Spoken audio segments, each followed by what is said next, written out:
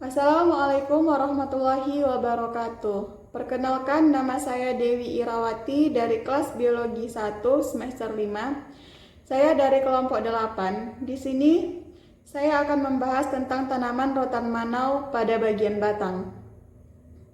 Baiklah, jurnal yang pertama saya ambil yaitu berjudul tentang uji aktivitas antibakteri ekstrak batang muda rotan manau atau Calamus manan terhadap pertumbuhan bakteri Klebsiella pneumonia. Batang muda rotan manau dapat diolah menjadi berbagai macam seperti makanan dan obat-obatan. Makanan yang khas dari Mandailing Natal yaitu biasanya disebut dengan pakat yang terbuat dari batang muda rotan manau ini. Selain itu, batang muda rotan manau juga dimanfaatkan sebagai obat-obatan karena mengandung senyawa fitokimia yang dapat berperan sebagai antibakteri.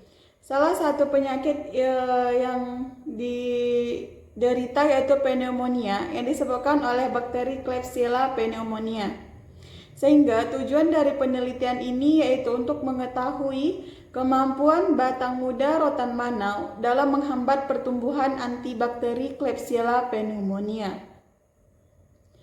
Metode yang digunakan dalam penelitian ini yaitu ada uji screening fitokimia untuk mengetahui bagaimana kandungan metabolit sekunder batang muda rotan manau dan pengujian lebih lanjut untuk aktivitas antibakteri dengan menggunakan difusi cakram. Pada uji aktivitas antibakteri diperoleh zona hambat pada setiap konsentrasi yang dimulai dari yang terendah, yaitu pada konsentrasi 20% mendapatkan zona hambat 11,38 mm,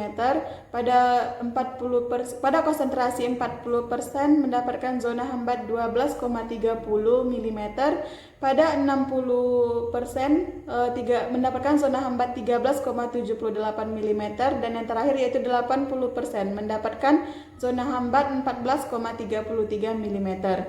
Sehingga dapat disimpulkan bahwa pada batang muda rotan manau mampu menghambat pertumbuhan bakteri Klebsiella pneumonia ini.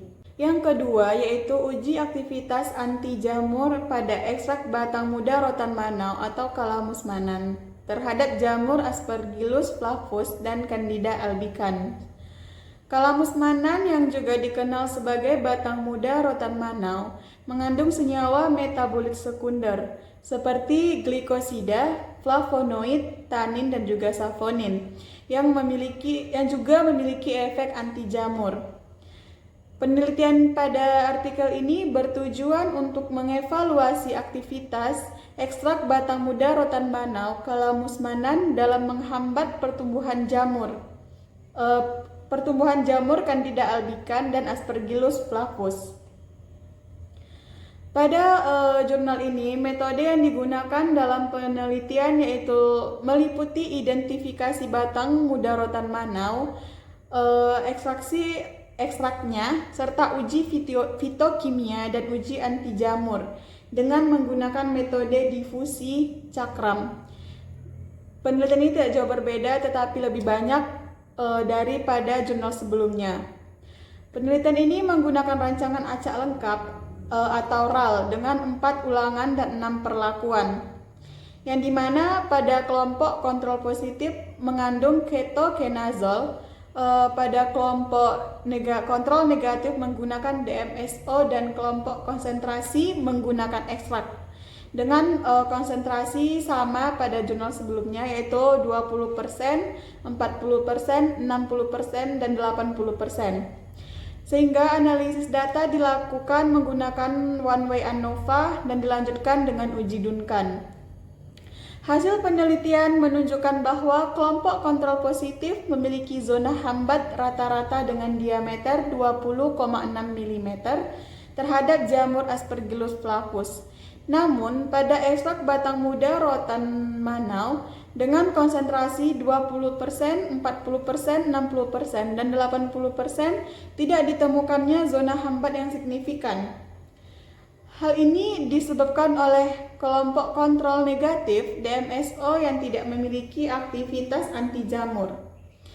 Sehingga Pada jamur Candida albicans, ekstrak batang muda rotan manau dengan konsentrasi yang sama yaitu 20%, 40%, dan 60% dan 80% menunjukkan zona hambat rata-rata dengan diameter 4,1 mm, 4,2 mm, 4,4 mm, dan 3,8 mm. Assalamualaikum warahmatullahi wabarakatuh. Perkenalkan, nama saya Aina Diva Amanda. Saya akan menjelaskan tentang biji, yaitu mengidentifikasi aktivitas antimikroba ekstra biji rotan manau. Metode ini menggunakan metode meseriasi dengan pelarut etanol 96%. Screening antimikroba ekstra biji rotan manau menggunakan metode well diffusion. Identifikasi aktivitas antimikroba ekstra biji rotan manau terhadap tepi dan albicans untuk melihat minimum inhibitory concentration menggunakan metode broad dilation.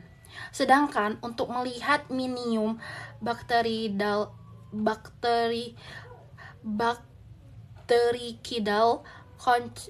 concentration terhadap tepi dan minimum fungicidal concentration menggunakan metode solid dilation. Hasil screening antimikroba didapatkan zona hambat pada ekstra biji rotan manau terhadap tepi sebesar 21,39 dan terhadap albicans sebesar 16,14. Nilai MAC ekstra biji rotan manau pada konsentrasi 50% terhadap tepi dan albicans. Sedangkan untuk MBC itu terhadap tepi maupun MFC terhadap albicans. Dari ekstra biji rotan manau tidak ditemukan kadar pada media padat masih ditemukan pertumbuhan mikroba. Perkenalkan, nama saya Aninda Ersya Ramadan. Di sini saya akan membahas mengenai tanaman rotan manau pada bagian buah. Baiklah, pada jurnal yang pertama dengan judul Uji Aktivitas Ekstrak Buah Rotan Manau atau Calamus manan terhadap pertumbuhan bakteri Vibrio cholera dan Staphylococcus epidermidis. Calamus manan atau buah rotan manau adalah salah satu bahan pengobatan alternatif dari alam yang memiliki aktivitas antibakteri. Hal ini karena ia mengandung alkaloid, flavonoid, triterpenoid, dan steroid sebagai bahan bioaktif. Dalam penelitian ini, bakteri Vibrio cholera dan Staphylococcus epidermidis digunakan untuk menguji aktivitas antibakteri ekstrak buah rotan manau. Difusi Kirby-Bauer adalah teknik yang digunakannya. Studi ini menemukan 4 kelompok perlakuan untuk konsentrasi 20%, 40%, 60%, dan 80%. DMSO digunakan sebagai kontrol negatif dan kloromfenikol digunakan sebagai kontrol positif. Hasil penelitian menunjukkan bahwa 4 kelompok perlakuan masing-masing dengan bakteri Vibrio cholera memiliki daya hambat rata-rata 6,1 mm, 8,7 mm, 9,5 mm, dan 96 mm. Kelompok yang paling aktif berkonsentrasi adalah 80% dan 60%, memberikan daya hambat 9,5 mm dan 9,5 mm. Pada bakteri Staphylococcus epidermidis, kelompok perawatan 20%, 40%, 60%, dan 80% dengan hasil daya hambat rata-rata 4,9 mm, 6,1 mm, 8,0 mm, dan 8,5 mm dengan daya hambat 8,5 mm. Konsentrasi paling aktif adalah 80%. Hasil uji one-way ANOVA dari kedua bakteri menunjukkan bahwa F-table lebih kecil daripada F-hitung, menunjukkan bahwa ekstrak buah rotan manau mempengaruhi pertumbuhan bakteri Vibrio cholera, dan Staphylococcus epidermidis. Pada jurnal yang kedua dengan judul Ekstrak etanol buah rotan atau Demonoropes sp terhadap pertumbuhan bakteri Staphylococcus aureus dan Escherichia coli. Usaha untuk menghambat pertumbuhan bakteri patogen Staphylococcus aureus dan Escherichia coli dapat dilakukan dengan menggunakan ekstrak tanaman.